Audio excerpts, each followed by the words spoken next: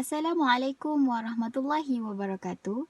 Saya Siti Nurhazira binti Mat Isa bernombor matrik A164798 akan membentangkan laporan tugasan bagi subjek Etika Kerja dan Perkhidmatan Islam. Tajuk saya pada hari ini adalah hubungan majikan dan juga pekerja. Islam menggalakkan umatnya untuk bekerja bagi menampung kehidupan seharian mereka.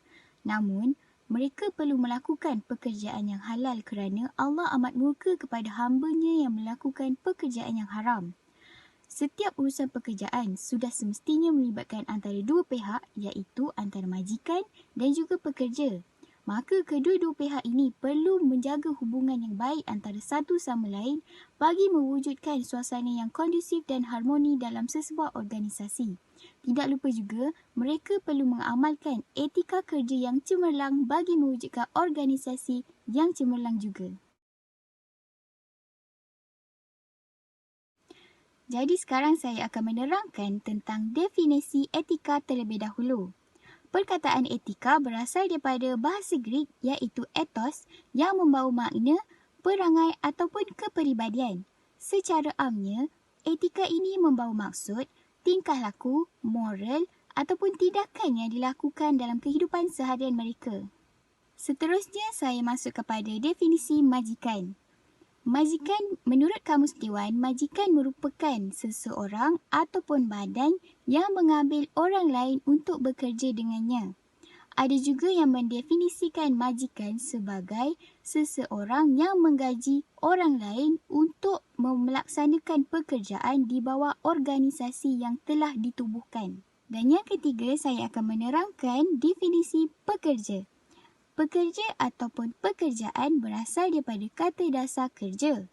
Pekerja ini didefinisikan sebagai seseorang individu yang bekerja di bawah sesebuah organisasi dan terikat dengan sesuatu kontrak pekerjaan bagi mendapatkan upah ataupun gaji daripada majikan mereka. Okey, seterusnya saya akan membahaskan tentang peranan dan tanggungjawab sebagai seorang majikan dan juga pekerja. Pertama sekali, saya akan menjelaskan tentang peranan majikan dalam sesebuah organisasi. Peranan majikan yang pertama adalah kewajipan menyediakan kerja yang tidak menyalahi hukum syarak.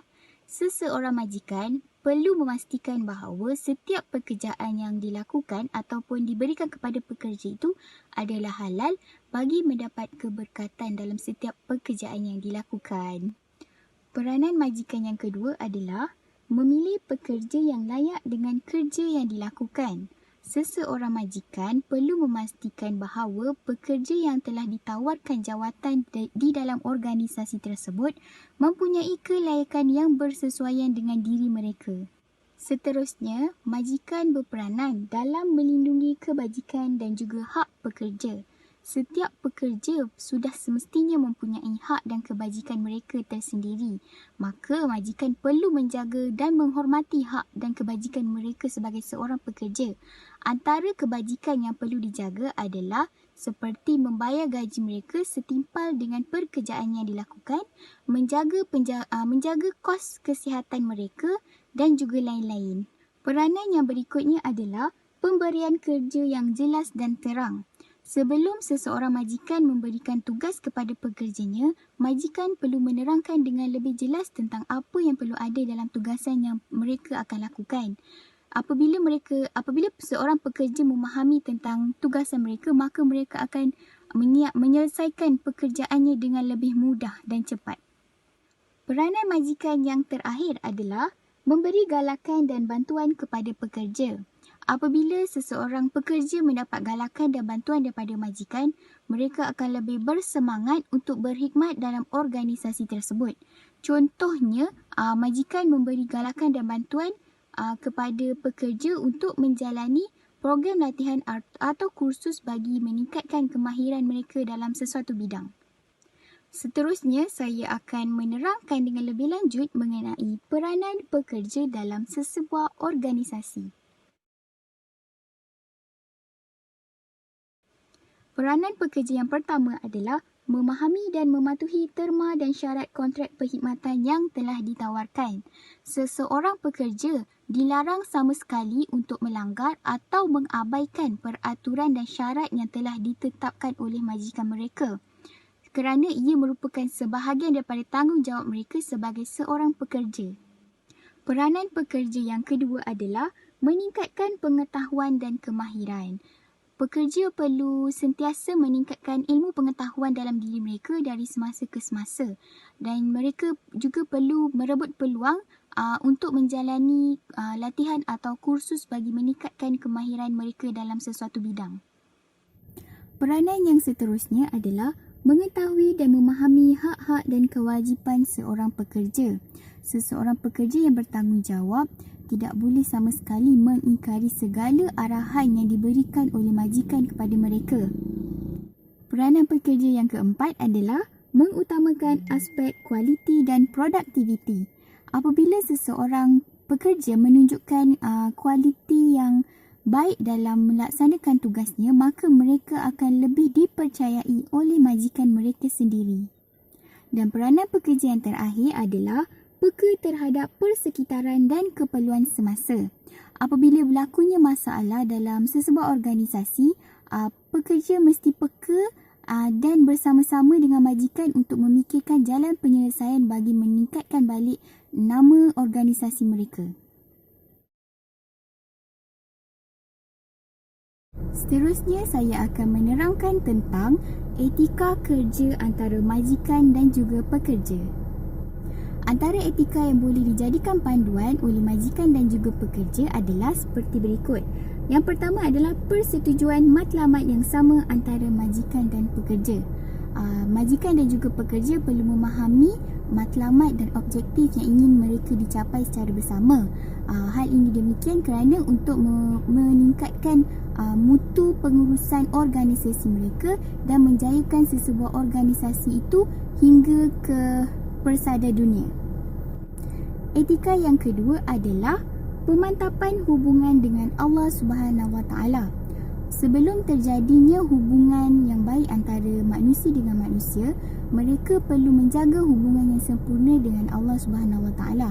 Kerana segala perkara yang dilakukan apabila mereka mengutamakan Allah Subhanahu Wa Taala, maka mereka akan mendapat keberkatan dalam setiap pekerjaan yang mereka lakukan.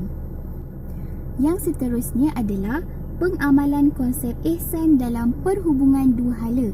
Seseorang pekerja itu seharusnya bersemangat dan bersungguh-sungguh dalam melaksanakan kerja walaupun tidak dipantau oleh majikan mereka sendiri. Etika kerja yang keempat adalah hubungan majikan dan pekerja dihiasi dengan 4 T. T yang pertama adalah ta'aruf, iaitu majikan dan pekerja perlu saling mengenali antara satu sama lain. T yang kedua pula adalah ta'awun, saling tolong-menolong antara satu sama lain. T yang ketiga adalah takaful, iaitu majikan dan pekerja saling menjamin antara satu sama lain. Dan T yang keempat adalah tasamu, iaitu saling bertolak ansur. Majikan dan pekerja perlu saling bertolak ansur bagi mewujudkan suasana yang kondusif dan harmoni dalam sesebuah organisasi. Etika kerja yang terakhir adalah pengamalan syura antara majikan dan juga pekerja. Sekiranya terdapat permasalahan yang timbul dalam sesebuah organisasi, majikan dan pekerja perlu berbincang secara baik bagi mewujudkan suasana yang harmoni dan mengelakkan berlakunya perbalahan antara majikan dan juga pekerja. Secara keseluruhannya, dapat disimpulkan bahawa hubungan antara majikan dan juga pekerja perlu dijaga dengan baik bagi mewujudkan suasana yang kondusif dan harmoni dalam sesebuah organisasi. Selain itu juga, majikan dan pekerja perlu mengamalkan etika kerja yang bagus bagi menghasilkan pekerjaan yang berkualiti dan juga baik pada masa hadapan. Setakat itu sahaja daripada saya. Sekian, terima kasih.